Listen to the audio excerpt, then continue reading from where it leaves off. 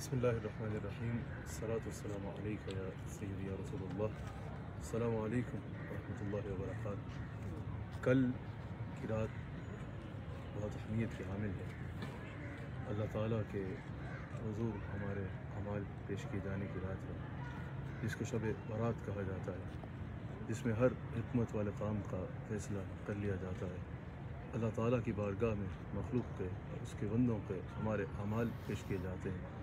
کل کی رات عبادت کی رات ہے، اللہ تعالیٰ سے اپنے گناہوں کی معافی طلب کرنے کی رات ہے، رجوع اللہ کی رات ہے، توبۃ النصوح کرنے کی رات ہے. کل انشاءاللہ عیدگاہ شریف میں عشاء کی نماز کے بعد ایک اجتماع کا انعقاد ہوگا، جس میں انشاءاللہ جہاں قرآن کی تلاوت، حضور علیہ السلام کی مدح سرائی کی جائے گی، وہیں انشاءاللہ اس رات کے حوالے سے اس رات میں جو اعمال کرنے کا حکم ہے اس اعتبار سے اور جس انداز میں رجوع اللہ اور خشیت الہی کو دل میں بسانے کا حکم ہے، اس پر انشاءاللہ میں تفصیل سے گفتگو بھی کروں گا. تو میں تمام سننے والے حضرات جو تشریف لا سکیں، آپ کو دعوت دیتا ہوں کہ کل تشریف لائیے.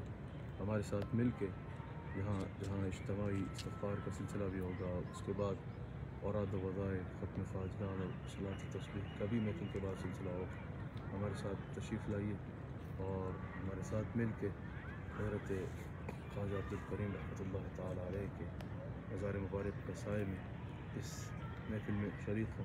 اور باقی جو پوری دنیا میں سننے والے ناظرین ہیں، کل کا یہ اجتماع انشاءاللہ AIQ TV پر ہمیشہ کی طرح براہ راست بھی دکھایا جائے گا. آپ اس کے ذریعے بھی شریک ہو سکتے ہیں. اللہ تعالیٰ ہم سب کو اپنی مغفرت فرمائے اور اللہ تعالیٰ ہم سب کو رجوع اللہ کی توفیق عطا فرمائے اور خشیت الہی کو دل میں بسانے کی توفیق عطا فرمائے.